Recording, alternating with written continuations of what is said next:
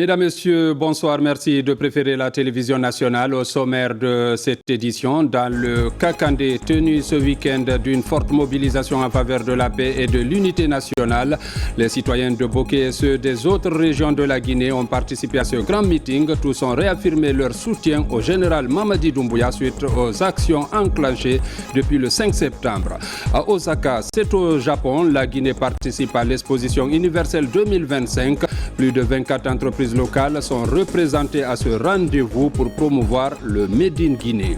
Santé maternelle, la période post-partum, une période difficile que traversent les femmes après l'accouchement, 42 jours qui méritent une attention particulière pour soutenir la nourrice. C'est tout pour les titres. Une fois encore, bonsoir et bienvenue dans ce journal. Une mission technique de la CEDEAO pilotée par le commissaire aux affaires politiques, paix et sécurité a été reçue par le président du CNT, Conseil national de la transition.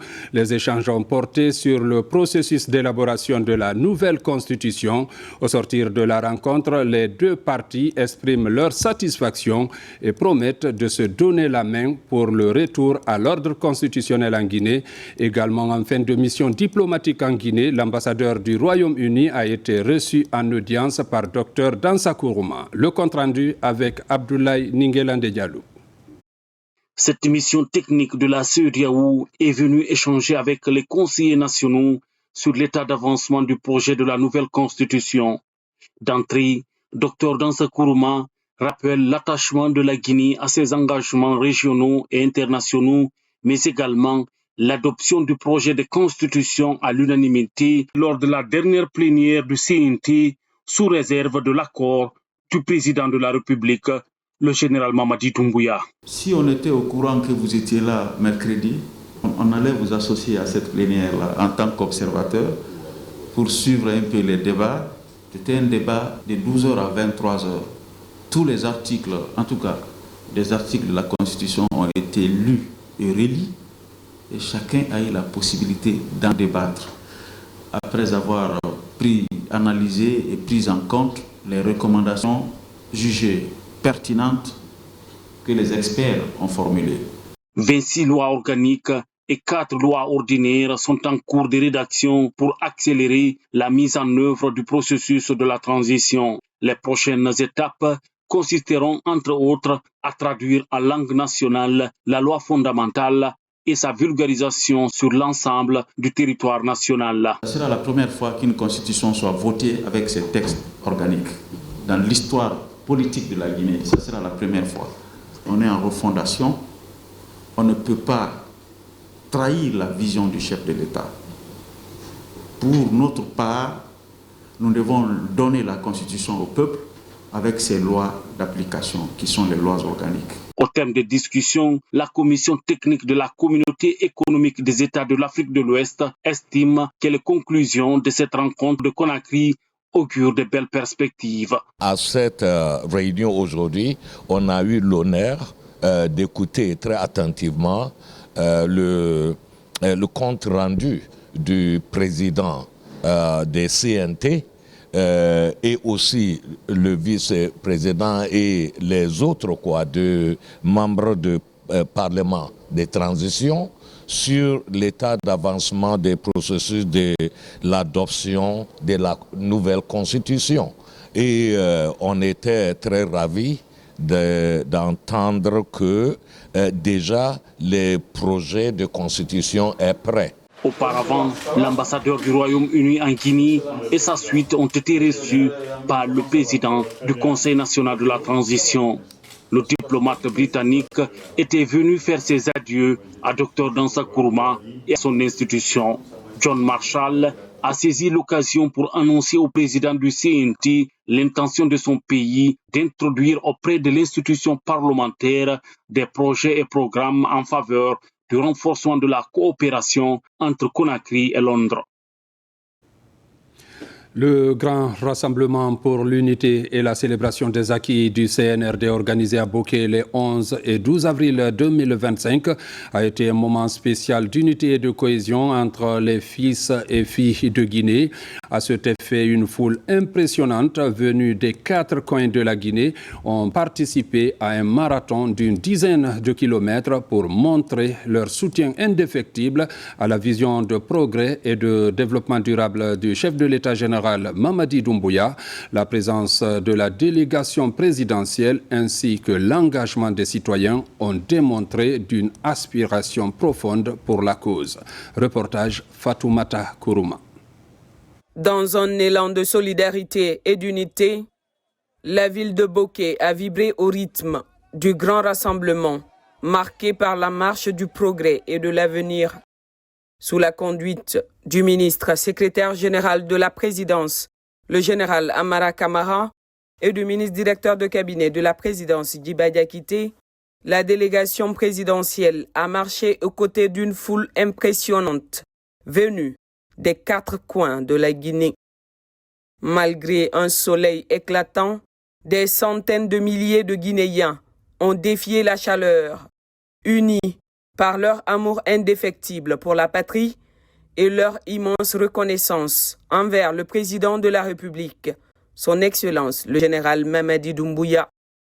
Du siège du gouvernorat jusqu'à la place des martyrs, des chants de gratitude résonnaient au cœur de la foule, remerciant le chef de l'État pour son engagement à bâtir une Guinée forte, unie et solidaire. Cette marche, main dans la main, illustre la détermination collective du peuple de Guinée à œuvrer pour un développement durable. À la place des martyrs, l'atmosphère était électrisante, animée par des prestations artistiques qui ont renforcé le sentiment d'appartenance et de joie collective. La célébration des acquis sénégalais dans la région administrative de Boké, les 11 et 12 avril, voulu et décidé par les filles et fils de Boké, montre l'opportunité de vous transmettre au nom de la laboureuse population les cordiales soins de bienvenue. À l'ensemble des membres du vote, des éminents et respectueux cadres des administrations publiques et privées, recevez également les mêmes souhaits de bienvenue parmi nous.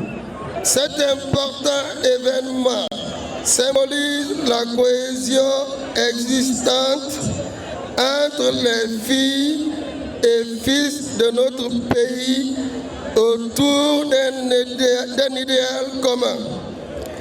Je voudrais vous remercier pour votre mobilisation et votre engagement dans la dynamique de soutien à l'homme du 5 septembre 2021.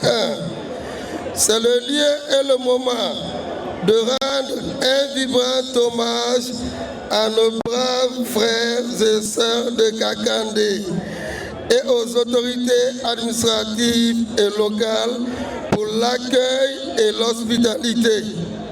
Mesdames et messieurs, cette marche vise à renforcer la cohésion sociale. Il convient de rappeler que depuis le 5 septembre 2021, sous le leadership du président Mamadi Doumbouya, la Guinée vit une nouvelle ère marquée par des profonds changements institutionnels et structurels. L'occasion de ce grand rassemblement a également été saisie pour offrir des prises en charge de santé aux personnes souffrant de pathologies graves, suivies d'un don de véhicules de la part du chef de l'État, son Excellence le général Mamadi Doumbouya, à la ville de Boké. Au nom de tous les ressortissants de Kakandé, en ma qualité du président des ressortissants de Boké, d'informer la population de Boké que le président de la République, le général Mamadi Doumbouya, chef suprême des armées, a fait un cadeau à la population de Boké. Il a offert 3 pick-up. On applaudit cela, s'il vous plaît, mesdames et messieurs. Le président Mamadi Doumbouya a offert un pick-up au patriarche de la préfecture de Bokeh. Merci beaucoup pour le cadeau. Il a offert un pick-up à un combat de l'indépendance, M. Bakary Diaby. S'inspirer du passé pour construire le futur ensemble. Il a offert un troisième pick-up au patriarche de la communauté Baga, Elaï Ismaël Silla. De quoi rendre fier le ministre Djiba Diakité, certainement. Merci beaucoup au président de la République. Merci à tous les membres du gouvernement ici présents pour ce cadeau combien important pour nos sages. Encore une fois, merci et nous comptons entièrement sur la population de Bokeh pour que le recensement qui doit se tenir, que toute cette population ici aujourd'hui présente soit pour se faire recenser. Parce que quiconque qui aime Mamadi Doumbouya et qui ne se fait pas recenser ne votera pas. Ça va. Donc, nous vous demandons très respectueusement d'accepter de vous faire recenser. C'est la seule façon de signifier au président Mamadi que vous l'aimez et que vous voulez qu'il soit votre candidat. Ainsi, le général Amara Kamara, ministre secrétaire général de la présidence, a pris la parole et s'est réjoui de l'accueil chaleureux qui leur a été réservé. Il a également rappelé au présent l'histoire riche de la Guinée, ainsi que les valeurs pour lesquelles les aînés ont combattu. Il a souligné que le général Mamadi Doumbouya, au-delà de son rôle d'officier aguerri, incarne l'humilité et l'attachement aux valeurs humaines, plaçant la Guinée au cœur de ses préoccupations. C'est avec une profonde émotion et un immense honneur que nous nous tenons devant vous aujourd'hui, ici à la place de Martyrs, face à une assemblée aussi dynamique et déterminée. Cette mobilisation impressionnante témoigne de la force et de la vitalité de votre engagement envers votre patrie en cette journée historique. Il est essentiel de se remémorer notre histoire, d'évaluer notre présent et d'envisager notre avenir commun. Il y a 66 ans, notre nation a pris le choix audacieux de se libérer de toute tutelle coloniale. En 1958, la voix courageuse de notre premier président, le président Ahmed Sékou Touré, a résonné à travers le monde. Sa proclamation d'indépendance était un cri de liberté qui a rassemblé tous les Guinéens autour d'un idéal partagé, celui d'une nation souveraine, forte et unie. Aujourd'hui, nous célébrons cet héritage et rendons hommage à ceux qui ont sacrifié tant pour ouvrir la voie vers la liberté. Nous avons la chance d'être dirigés par un président visionnaire, le général Mamadi Doumbouya. Il incarne l'espoir tant attendu par la Guinée. Son leadership est synonyme de réforme, de renouveau et d'un engagement inébranlable envers le développement de notre pays. Les projets entrepris à travers notre territoire en témoignent pleinement. Le président Doumbouya est bien plus qu'un leader militaire. C'est avant tout un homme du peuple qui met son expérience au service de la nation. Il s'est engagé à donner une voix à ceux qui n'en avaient pas.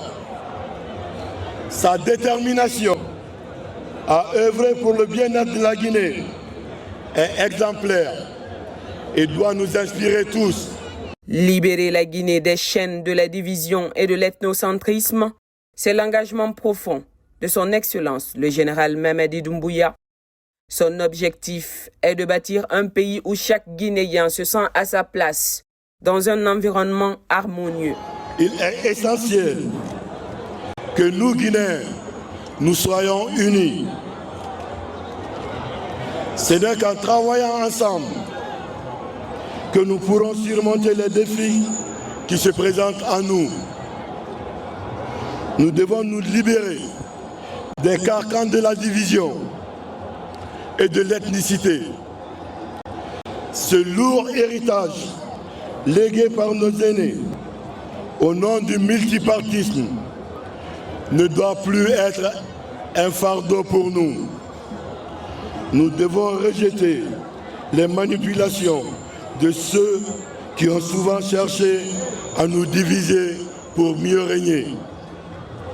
Comme le dit notre cher président, le général Mamadi Doumbouya, nous sommes tous des frères et des sœurs, unis par un profond amour, malgré les manigances de quelques individus par moment. Nous vous invitons donc, chers compatriotes, à regarder autour de vous. Chacun ici, de sa place, peut faire cet exercice. La diversité en Guinée est une richesse inestimable que nous devons davantage cultiver. Cultivons la diversité dans un esprit de paix et de fraternité, en approchant souvent ceux qui ont des opinions différentes et en bâtissant ensemble une société où chaque voix compte. Sur cette voie, le général Mamadi Doumbouya a ouvert la porte à un dialogue constructif. Cette démarche témoigne de la volonté de notre président d'unir toutes les forces vives de la nation.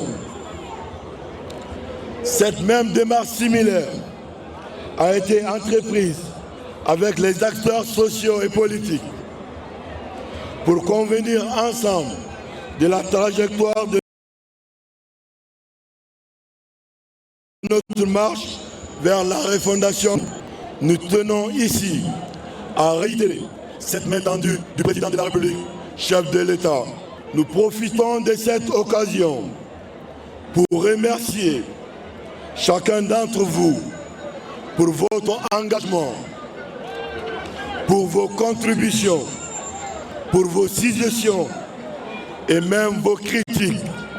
C'est cette diversité d'opinions qui constitue notre véritable richesse.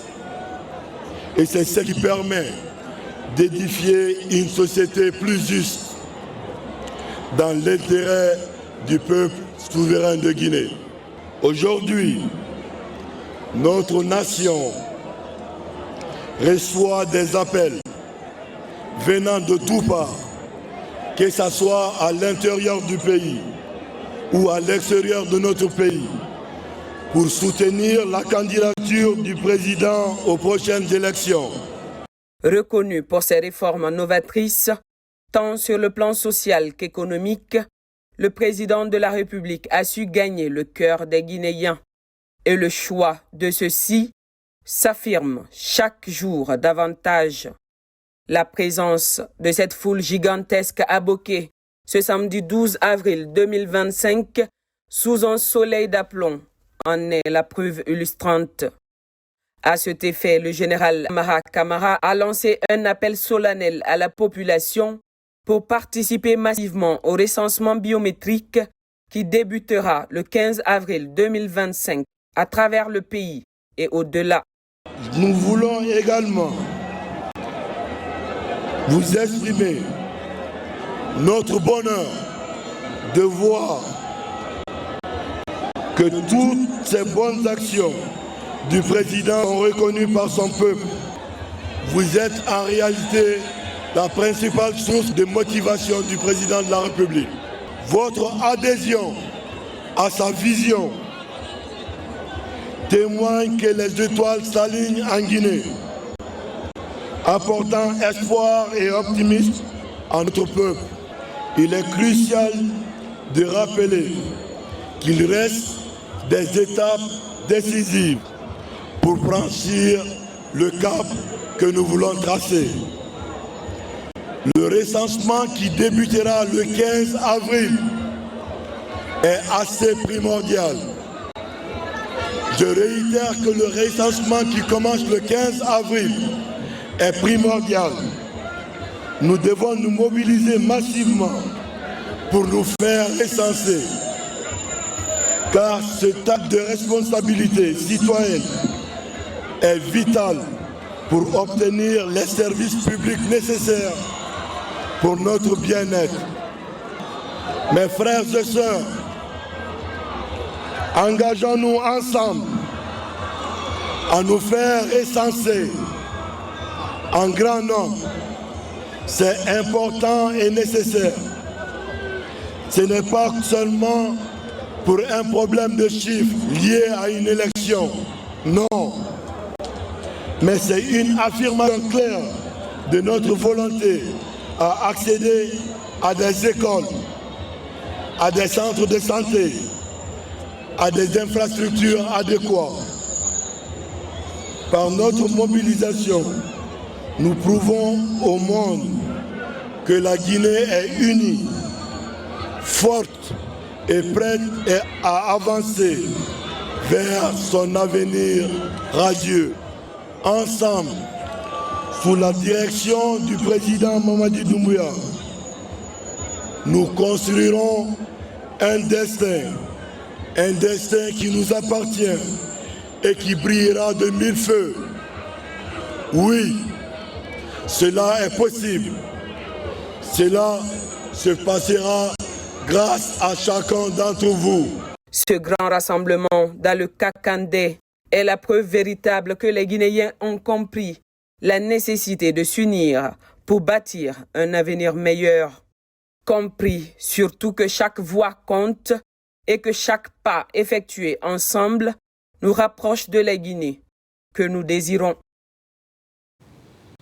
Justice, le parquet d'instance de Mafanko vient de rencontrer les OPJ et les chefs de quartier de Matam, Matoto, Bessia et Tombolia. Il s'agissait d'échanger sur les mesures à prendre pour mettre fin aux vindictes populaires. Pour rappel, ces derniers temps, des citoyens ont interpellé et torturé des voleurs présumés au mépris de la loi. Le point avec Tierno Younoussaba. Le procureur de Mafanko veut mettre un terme aux vindictes populaires dans les quartiers. Sur les réseaux sociaux, des scènes de violence, des tortures de tout genre sont postées. Pour des cas de vol, il est courant de voir des personnes présumées frappées puis humiliées par des citoyens sans mandat. Il faut respecter l'être humain. Celui qui a des soupçons sur lui pour des cas de vol ou, n'est-ce pas, de complicité de vol, qu'on l'envoie à la police ou à la gendarmerie. Il revient à ses services de dresser un procès verbal et déférer l'individu au niveau du parquet, n'est-ce pas, d'instance. Pour y arriver, le parquet souhaite l'implication des responsables de quartier de son ressort judiciaire, y compris les officiers de police judiciaire. Ces acteurs sont donc sensibilisés sur la nécessité de protéger les droits des suspects tout en laissant la justice trancher. Nous, à notre niveau, en tant que chef de quartier, nous estimons qu'il faudra passer une grande sensibilisation en passant non seulement par la jeunesse de nos différents quartiers, mais aussi passer dans les lieux de culte, les mosquées et les églises, informant la population sur les conséquences graves des violences à l'égard des personnes. C'est une question de respect des droits de l'homme. Et le droit de l'homme étant transversal, il va sans dire que chacun puisse jouer son rôle pour faire asseoir un esprit de sécurité et de paix dans notre cité. Par cette rencontre, le parquet d'instance engage une lutte contre les actes de torture, un signal fort pour dissuader les citoyens à se rendre justice. Et puis en Turquie, les rideaux sont tombés sur les travaux du Forum sur la diplomatie. L'événement a eu lieu dans la ville d'Antalya et a réuni plusieurs hautes personnalités venues de tous les continents. Le ministre des Affaires étrangères, Dr Maurice Sanda Kouyaté, a mis l'occasion à profit pour faire quelques rencontres bilatérales. Reportage Makeme Donzo. Dès le premier jour, le chef de la diplomatie guinéenne a eu des échanges intéressants avec plusieurs personnalités présentes à ce rendez-vous d'Antalya. Ces rencontres bilatérales ont pour objectif de resserrer les liens de coopération entre la République de Guinée et ses différents pays. Tout d'abord, le président Recep Tayyip Erdogan, à qui Dr Maurice Sanda Kouyaté a transmis les amitiés et le respect du général Mamadi Doumbouya, président de la République de Guinée. Au cours de cette rencontre, brève mais enrichissante, les deux ont évoqué la visite de juin 2023 du chef de l'État guinéen pour prendre part à l'investiture du président Erdogan. Dr Maurice Sanda Kouyaté a également rencontré le président de la République de Chypre. Beaucoup d'étudiants guinéens, plus de 150 vivent dans ce pays ami. Cette rencontre a pour but de confier ses compatriotes aux plus hautes autorités chypriotes. Au cours de l'audience qui a eu lieu au deuxième jour du forum d'Antalya, le chef de la diplomatie guinéenne a présenté la République guinéenne, son nouveau visage politique ainsi que ses ambitions de développement. Une occasion pour lui de parler du programme Simandou 2040, pas seulement au président de Chypre, mais également toutes les autres rencontres qu'il a eues. La Guinée est actuellement dans un boom économique et autour des grands programmes qu'on appelle le programme Simandou 2040, qui allie les richesses, l'extraction des richesses minières du pays avec cette jonction sur tous les domaines. L'agriculture, la santé, l'éducation, le tourisme, qui vont être supportés par les mines. Ils vont faire des mines, ce que les Arabes ont fait de leur pétrole. Et pour ça, votre agence est bien parce qu'on a besoin de connaître le cadre, on a besoin de connaître le besoin de nous-mêmes. Avant la cérémonie officielle de clôture du forum d'Antalya, le nom de la République de Guinée a été prononcé lors de plusieurs autres rencontres.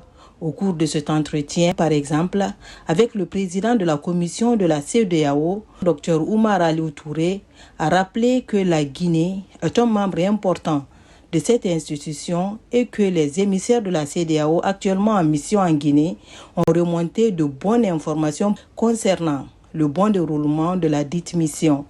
Coopération bilatérale, renforcement des relations d'amitié et rencontres sur d'autres sujets, la rencontre d'Antalya était une véritable opportunité de parler diplomatie. Toujours à l'extérieur, au pays du soleil levant, plus précisément à Osaka, c'est parti pour les 6 mois de l'exposition universelle 2025. La Guinée est bel et bien présente à ce rendez-vous dont le thème est concevoir la société du futur et imaginer la vie de demain. Le ministère du Commerce, Industrie et PME, à travers l'Agence guinéenne de promotion des exportations, compte assurer la présence de 24 entreprises locales à ce rendez-vous. Envoyé spécial à Osaka, Abdul Karim Kamara. Dans la baie d'Osaka, au Japon, l'empereur Naruhito souhaite la bienvenue aux délégations de l'exposition universelle 2025. Ici, la mystérieuse mascotte de l'événement est présentée. Ses couleurs rouges et bleues symbolisent les cellules et l'eau pure, fluide et changeante. 160 pays et régions dont la Guinée prennent part à cette édition, sous la houlette du Bureau international des expositions. Sous l'impulsion de Dr Diaka Sidibé, le rendez-vous d'Osaka sera une opportunité non négligeable pour le rayonnement du pays sur la scène internationale. Il faut rendre hommage particulièrement à Madame la ministre du Commerce, de l'Industrie et des PME, qui ces derniers temps a pris le relais. On a repris les choses en main, on a fait en sorte que l'ensemble du secteur public et du secteur privé soit dans le comité d'organisation. On partage avec eux des informations.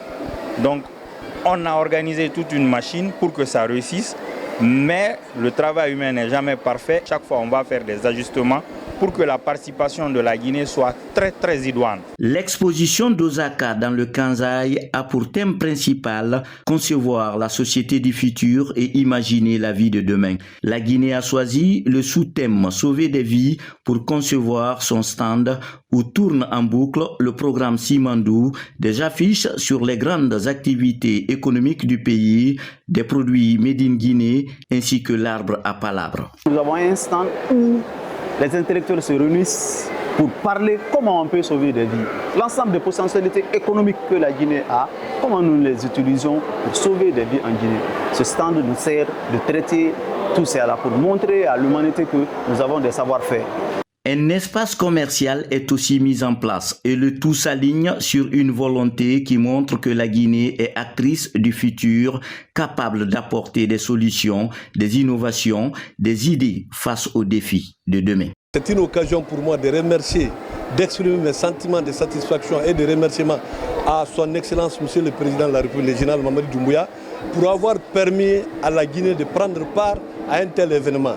Nous sommes un pays en voie de développement, nous avons vraiment besoin de vendre nos potentialités, nous avons des choses très vendables. Au cours de ces 6 mois d'exposition, la Guinée assurera la présence de 24 entreprises locales. Au rendez-vous d'Osaka, 28 millions de visiteurs sont attendus sur les différents stands et pavillons de l'événement. Et puis l'on s'achemine vers l'organisation du premier forum culturel et touristique de la Guinée en France, une initiative de l'ambassade de la Guinée, le département guinéen de la culture, un prélude au lancement prévu le 20 avril à la mairie du 15e arrondissement de Paris. Les initiateurs ont animé un point de presse pour expliquer les contours de l'événement. Reportage Mohamed Souma, Amadou Touré. Faire de la Guinée l'une des premières destinations touristiques et culturelles de la sous-région est l'objectif affiché par l'ambassade de la Guinée en France à travers l'organisation du premier forum culturel et touristique de la Guinée en France. Une initiative en rapport avec le ministère de la Culture et qui rime avec l'ambition des autorités de la transition de faire de la Guinée un scandale culturel et touristique en plus du scandale géologique, ce conformément aux objectifs de Simandou 2040 dans le volet culture et éducation. Ce forum culturel vise comme objectif à moyen et à long terme que notre pays soit la première destination pour les touristes en Afrique de l'Ouest. D'un forum culturel juste classique, mais plutôt d'une véritable stratégie de promotion de la destination Guinée, en vue d'attirer les investissements massifs, en vue de la valorisation et de la réhabilitation de nos sites touristiques et la construction d'infrastructures modernes à travers l'aménagement de nos plages, nos parcs thématiques. Cette offensive de la diplomatie guinéenne dans le domaine culturel ne vise pas que la musique. Elle constitue également une occasion pour les hommes de lettres de profiter de l'immense opportunité que la France offre aux écrivains et aux artistes. Nous suivons les très hautes instructions du président de la République, son Excellence le général Mamadi Doumbouya, qui attache du prix au rayonnement de la culture guinéenne et qui veut en faire une arme diplomatique très puissante, comme cela fut le cas à l'avènement des indépendances. Vous avez des hommes de lettres qui font vivre l'art littéraire, sachant que Paris est une ville de l'écriture par excellence. Cette initiative de l'ambassade de la Guinée en France qui va être lancée ce 20 avril connaîtra la mise en place des panels et des stands comportant des produits guinéens suivis des prestations artistiques avec des instruments traditionnels authentiques.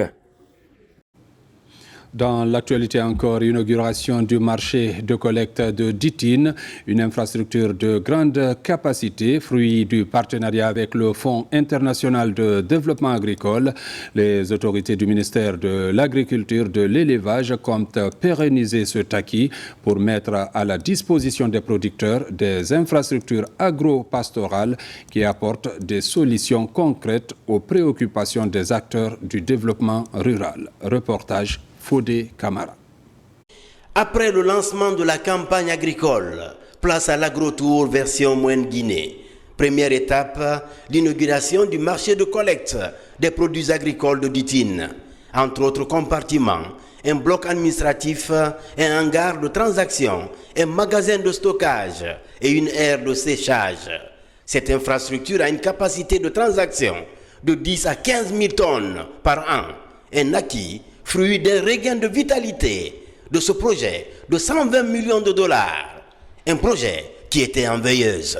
C'est le lieu et le moment d'exprimer toute ma gratitude à son Excellence, Monsieur le ministre de l'Agriculture et de l'Élevage, Félix Lamar, et tout son cabinet pour les innombrables efforts consentis en faveur de la relance des activités du projet AgriFarm.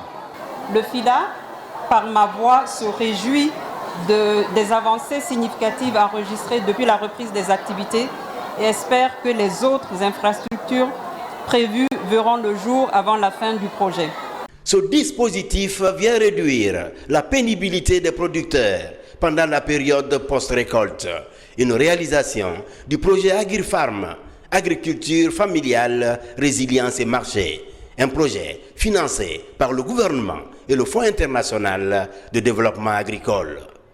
C'est au gouvernement du président de la République que nous tendons la main. Le général des corps d'armée, Mamadi Doumbouya. Sina Mamadi Doumbouya pour Mamadi Doumbouya. Si ce n'est pas Mamadi Doumbouya, c'est lui-même Mamadi Doumbouya. L'infrastructure que nous allons nous remettre aujourd'hui sera utilisée au bénéfice de la nation, sera utilisée au bénéfice de nos populations, dans l'esprit de refondation et de développement. Les partenaires et les autorités du ministère de l'Agriculture et de l'Élevage comptent poursuivre cette dynamique. Ceci pour mettre à la disposition des producteurs des infrastructures agropastorales dignes du nom. La réalisation de cette infrastructure ici, qui est un marché, on va dire, de collecte de produits agricoles, va permettre la gestion et le traitement des produits agricoles ici sur cette plateforme-là et géré directement par les communautés, directement par les producteurs. Donc c'est un ouf de soulagement pour la communauté, les producteurs de Ditine qui se félicitent de la réalisation de cette infrastructure très importante sur une superficie de plus de 2 hectares ici à Ditine. En Moyenne-Guinée et en Haute-Guinée, le marché de collecte de Ditine vient s'ajouter aux autres marchés de collecte et de démigros. Autre chantier du projet d'agriculture familiale, la réalisation des ouvrages de franchissement et l'aménagement des plaines agricoles et des bassins versants. Amélioration des infrastructures routières en Guinée. La route Boké-Kébo, frontière avec la Guinée-Bissau, représente une liaison stratégique à la fois nationale et régionale. Longue de 87 km, elle est financée par la Banque islamique de développement et la BAD. Sur le terrain, les travaux avancent à la satisfaction des autorités.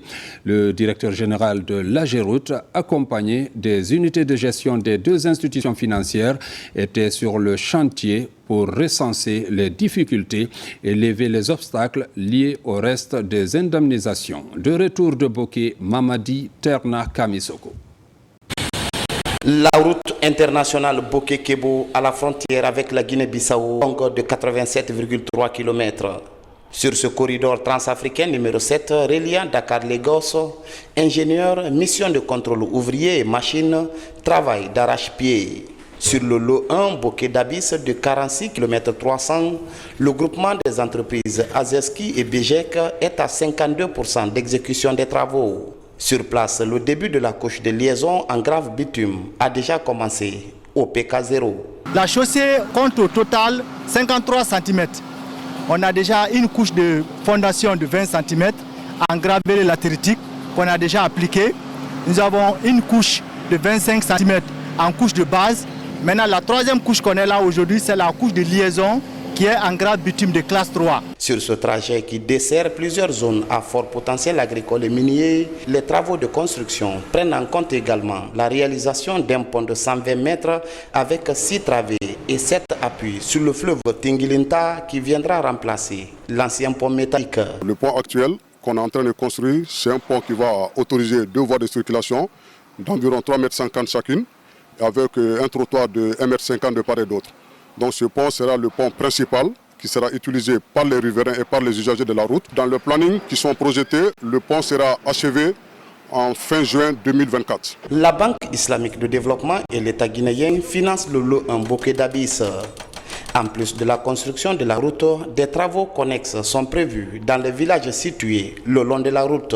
La construction de centres de santé, de forage, de clôture, centres de loisirs et d'ateliers de formation. Sur le lot d'Abyss Kebo de 41 km financé par la Banque africaine de développement, l'entreprise chinoise se déploie également. Les zones critiques sont en cours d'élimination, la centrale de concassage en installation et la base vie opérationnelle. Un pont de 255 mètres est aussi prévu sur le fleuve Kogong. Avec le directeur général de l'agence de gestion des routes à Géroute, la question de l'indemnisation de certaines familles est évoquée et une visite de terrain a permis de mesurer l'ampleur des travaux en cours. Parlons à présent de l'enfantement. Après ce heureux événement, des situations difficiles arrivent souvent à la nouvelle maman. Cette période est appelée postpartum. Elle débute immédiatement après l'accouchement et dure 42 jours. Et peu de personnes font attention à cette période particulière. Nous nous sommes intéressés à la question pour mieux comprendre quel soutien apporter à cette femme qui vient d'accoucher. Découvrons cela dans le grand format proposé ce soir par Marie-Angélique Bangoura. Suivez. Mariam Diallo, la trentaine bien entamée, se prépare à accueillir son deuxième enfant. Sa grossesse avancée vers le 3e trimestre se manifeste par un dos cambré et un ventre proéminent. Comme chaque femme, Mariam sait que les expériences liées à l'accouchement varient en fonction des bébés. Mariam se remémore encore les défis qu'elle a rencontrés après la naissance de son premier enfant. Après l'accouchement, j'ai eu quelques complications qui m'ont vraiment déprimée. Et surtout, le facteur qui m'a beaucoup plus affectée, c'est le manque de sommeil. Le fait que je ne dormais pas, ça m'a plongée dans une sorte de, je dirais, de dépression. Parce que je ne dormais plus, je ne mangeais pas et le bébé ne dormait pas. Kadiatou Konaté est maman d'une fille de 12 mois. Pour préparer les futures mères à leur passage postpartum, cette activiste partage son expérience sur les réseaux sociaux. Son témoignage souligne que le premier accouchement peut être particulièrement difficile pour de nombreuses femmes. Ça a été un grand calvaire pour moi entre la période postpartum, entre ma césarienne, ma maladie, mes nuits blanches à cause du bébé alors qu'il ne dort pas du tout et ma méconnaissance de la question, quoiqu'il y avait des parents et tout. Les médecins gynécologues sont conscients des préoccupations évoquées par Mariam et Kadiatou. Ils expliquent que ces difficultés peuvent être attribuées à divers facteurs. Lorsqu'une femme vient dans un service de maternité pour les CPN, pour l'accouchement et quoi que ce soit pour la planification familiale, que cette femme soit accompagnée par son conjoint, par son époux. Et pour que les messages qui passent soient vraiment les messages qui tombent dans de très bonnes oreilles et que ça ne soit pas juste une histoire à raconter lorsque la femme rentre pour dire que bon, on m'a dit à l'hôpital, par exemple, quand vous prenez une femme qui a effectivement déjà des difficultés dès le premier trimestre de la grossesse, qu'on dise que non, cette femme doit réduire ce qu'on appelle ici l'activité sexuelle. Cette femme doit réduire ce qu'on appelle les activités physiques. Quand la femme accouche, il y a 6 heures d'observation intense, il y a 6 jours d'hospitalisation ensuite de couche, et il y a 6 semaines, les 42 jours reviennent. Donc, si c'est en postpartum tardif, elles viennent effectivement parfois emboucher des problèmes, tels que l'anémie, il peut avoir une endométrite aussi hémorragique, elle peut saigner, elle peut développer une dépression. Aucune maman ne conteste que l'accouchement, quelle que soit la méthode, est douloureux. Selon l'Organisation mondiale de la santé, l'OMS, la nouvelle mère a besoin d'un minimum de 6 semaines, soit 42 jours, pour commencer à retrouver son équilibre. Cette étape interpelle les familles et les proches à mieux soutenir la femme qui vient d'accoucher. Dans cette famille, après son deuxième accouchement, Dame Condé a souffert d'une paralysie du nerf radial gauche, rendant impossible le mouvement de son poignet et ses doigts.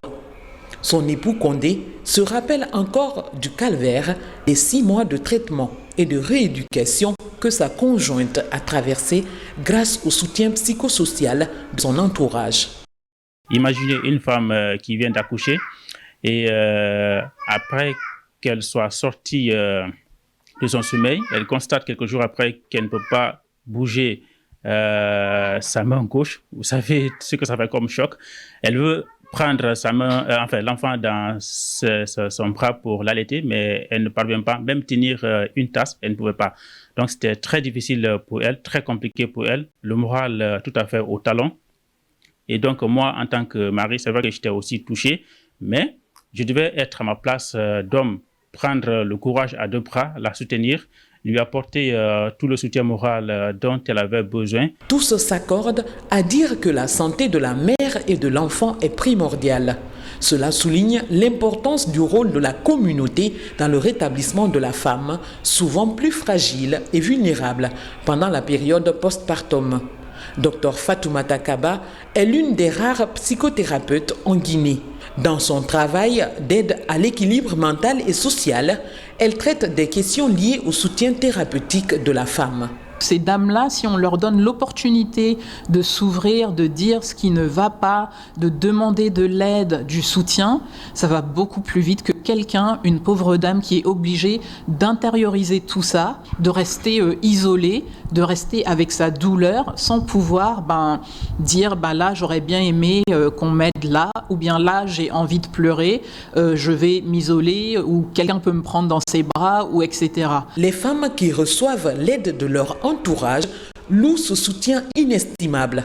Par exemple, Mariam Diallo témoigne que ses parents alternaient le babysitting, ce qui lui a permis de se reposer et de prendre soin de sa santé. Je me demandais même, attends, quand j'avais le bébé dans mes bras, c'est comme si je ne sentais pas la connexion au début entre lui et moi. Je me dis, attends, quand quelqu'un accouche, on dit l'émotion que la mère partage avec le bébé. Je vous dis, au début, je n'ai pas pu le ressentir. C'est quand j'ai réussi vraiment à avoir de l'aide, surtout de ma famille, de ma maman. Et je vous dis, toute la famille a participé. Il faisait à tour de rôle. Mon papa prenait de 19h à 21h. Ma petite sœur de 21h à 1h et le reste de ma maman pour que je puisse dormir, me reposer. Dans un tel contexte, les médecins surveillent de près les cas de mamans rencontrant des problèmes durant le postpartum. Dans la majorité des cas, les patientes parviennent à surmonter ces obstacles. Pour les spécialistes, le postpartum ou l'après-couche devrait figurer dans l'agenda de la famille de la future mère comme une étape obligatoire de soutien. Une période de 42 jours sans stress ni corvée. Un moment surtout pendant lequel la femme doit se sentir en sécurité après 9 mois de grossesse qu'elle ne passe toujours pas sur un fleuve tranquille. La période postpartum expliquée par Marie-Angélique Bangoura. Religion, ce 13 avril 2025, les fidèles chrétiens ont célébré le dimanche des Rameaux, une fête commémorant l'entrée de Jésus-Christ à Jérusalem. À cette occasion, les fidèles chrétiens de la capitale et de l'intérieur du pays se sont donné rendez-vous dans les différentes églises pour des prières et bénédictions. Reportage Aïchata Marshall, Pierre Massanduno. Cette commémoration marque la rentrée triomphale de Jésus-Christ à Jérusalem sur un âne avec des chants d'acclamation. Hosanna au plus haut des cieux. Fils de David, béni soit celui qui vient, Ce dimanche des Rameaux et de la Passion a été fêté à la paroisse Saint-Cyprien de Dixine sous le signe de la paix et de la responsabilité de tout un chacun. Chers frères et sœurs en Christ, essayons ces jours-ci de réfléchir sur l'amour de Dieu, sur la passion et la mort du Christ, sur notre responsabilité. Préparons-nous au repentir et à la confession pour ressusciter avec le Christ le jour de la Pâque. Le dimanche des Rameaux est un dimanche très important dans la liturgie catholique parce qu'il nous introduit à cette grande semaine appelée Semaine Sainte qui va nous introduire à la résurrection le dimanche. À la roi Sainte-Odile de Simbaya, les fidèles se sont mobilisés pour fêter les Rameaux. Ils ont effectué une marche de prière le long des rails en cours 5 jusqu'à l'église Sainte-Odile pour implorer la grâce du Seigneur Jésus-Christ. Fêtant ce dimanche des Rameaux et de la passion de notre Seigneur Jésus-Christ, chaque chrétien convaincu et convaincant de sa foi doit entrer en lui-même, opérer un miracle de changement pour aller vers la Semaine Sainte. C'est une foule qui s'est rassemblée ce dimanche matin à la paroisse Sainte-Trinité de Coléa pour célébrer la fête des Rameaux. Le révérend Père Moïse Augustin Sanders a, dans son homélie, expliqué le sens de la passion du Christ. L'occasion est mise à profit ce matin pour tous les Guinéens, en particulier pour nous chrétiens anglicans, d'aimer son prochain sans démagogie, à l'image de Christ ou comme Jésus qui va se sacrifier pour l'humanité pour le rachat de nos péchés. Ce que le prêtre a dit, c'est ce que nous devons faire. Il nous a invités à la prière, au pardon, à nous renouveler, à faire en sorte que ce que nous faisons avant Rameaux, que nous changeons nos habitudes. À l'intérieur du pays, à l'Abbé, pour être plus précis, le ministre de l'Agriculture et de l'Élevage a communié avec les fidèles chrétiens catholiques pour ce début de la Semaine Sainte qui marque la rentrée triomphale du Seigneur Jésus-Christ à Jérusalem. Ce qui m'a surtout marqué durant l'homélie du prêtre, c'était le service. Ceux qui sont responsables, ceux qui sont dirigeants doivent être au service de leur nation, au service de leur peuple. Et donc c'est un message qui m'a interpellé en tant que ministre de la République. Cette solennité chrétienne précède la célébration pascale et marque le début de la Semaine Sainte, la dernière semaine du carême, moment de prière, de partage et de pardon. Bonne fête aux fidèles chrétiens qui nous regardent à travers tout le pays. Mesdames, Messieurs, c'est la fin de cette édition. Merci de l'avoir suivi et bonne suite de programme sur la télévision nationale.